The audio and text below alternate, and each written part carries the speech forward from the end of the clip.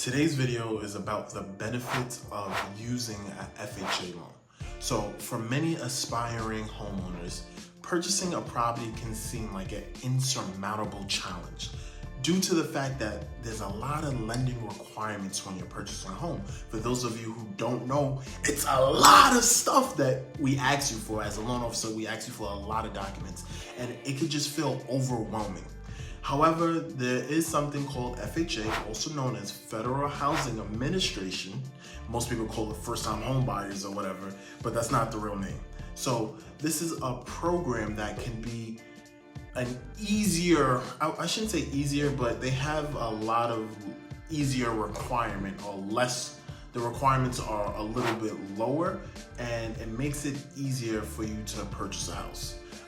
True story, it's actually a loan that I use personally.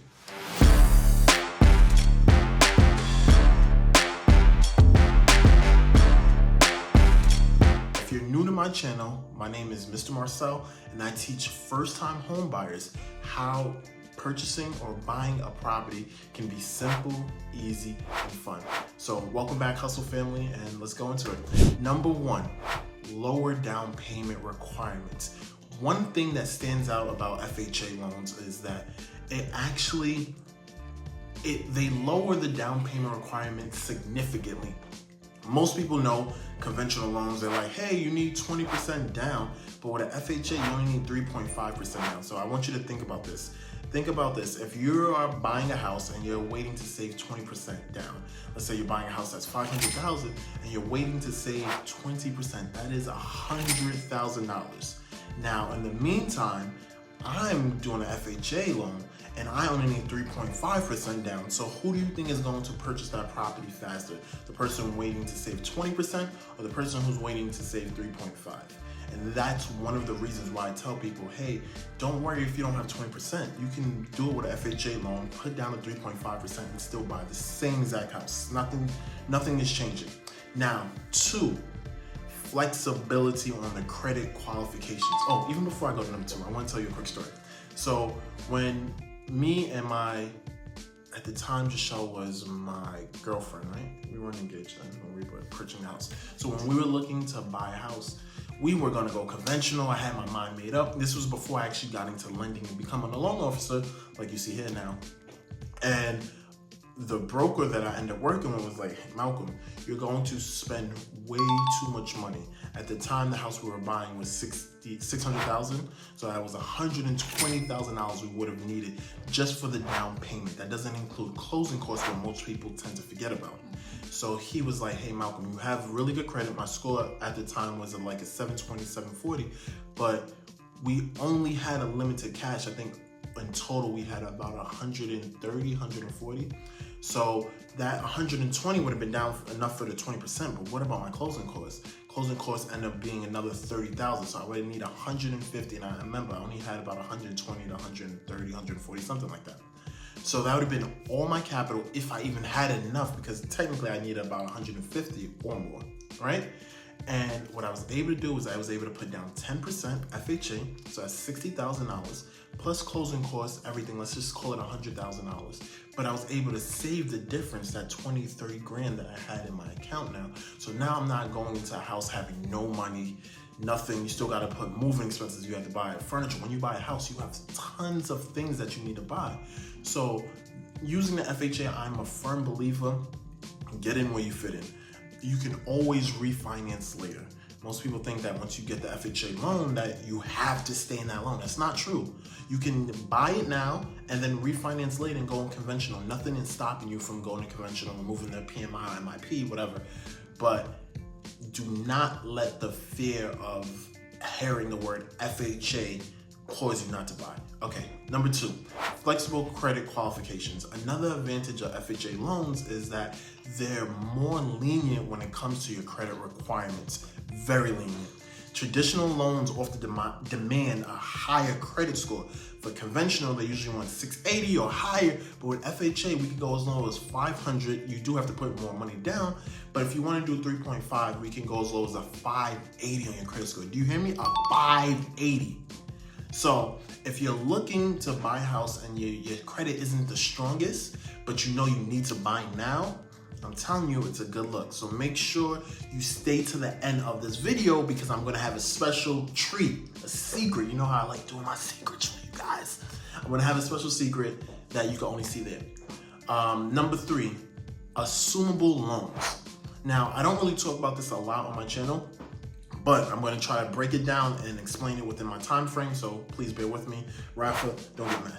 All right, so assumable loans. FHA loans are unique in that they allow you to assume the mortgage, meaning that if you decide to sell your home, right, your buyer can take over your existing FHA loan. This feature can be attractive to potential buyers because now they can take over the loan balance that you had left. And most times they give you the same interest rates. The ability to transfer the loan can actually enhance you if you're selling your house. Because imagine this, rates are super high now and you have an FHA loan that's they're allowing someone else to assume. So they still go through their whole credit, they go through the whole loan process. The only difference is they're assuming the balance that you have left based off of that particular bank. They assume your loan. You still have to pay them whatever they're asking for, but it makes it easier because now they don't have to really worry about, oh my God, the rates are gonna be so much higher and things like that. Number 4, competitive interest rates. Most people think that, hey, if I go conventional, I'm getting a better rate. Not really true. FHA has actually really good competitive rates. Sometimes they're actually lower than conventional, believe it or not.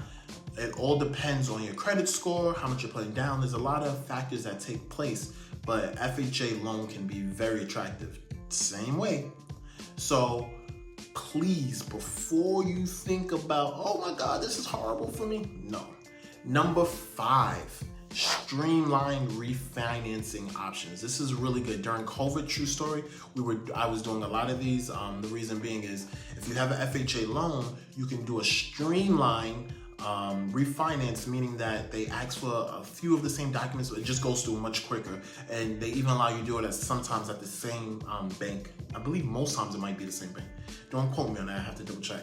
But they gave you a much lower interest rate. Same FHA loan, it was just at a lower interest rate. You just refinance, you did what's called a rate in term, meaning that you took out no money from the property. They did an appraisal and just updated docs, and that was it. It was super quick. I'm talking about these things were closing in about 30 days or less. And it's just another little cool thing that FHA has that I think more people need to take advantage of because it helps reduce your interest rate. And when you lower your interest rate, you lower your monthly payments. Now, FHA loans have been proven to be a game changer in the realm of mortgages and home ownership. But the sad truth is, the statistics show that it's still very, very, very underutilized. I think in 2020, it was only about, I want to say about 7.9 or 10% of overall loans are actually FHA. So it shows that most people are either going conventional, maybe they're doing a no doc or one of those funky loans, but not enough people are utilizing FHA, and it's a great benefit to get a house. And like I said, you can always refinance and go conventional later, so don't let it stop you because it's very competitive with rates. The guidelines are a little bit easier, lower credit score. So if you made it to the end of this video, here's my special tip for you. Most people don't know this, but you can actually use an FHA loan to fix up a property. Can you believe it? You can fix up a property using an FHA loan, meaning that you only put down 3.5%. They'll give you money to fix the house. Can you believe that? They're giving you the money to fix it. And it's all included in your monthly payment. Now, I actually have a video on it, and the video will be right up here, somewhere around here. It's called FHA 203K Loans, and make sure you hit the subscribe button before you go check out the video because you want to stay up to date with all my new videos because I'm just giving you a lot of information, and you know, first time home buyers, we work together. All right, I'll see you over there in a little bit, so make sure you hit that subscribe button, click that video up right there, and over and out. Peace.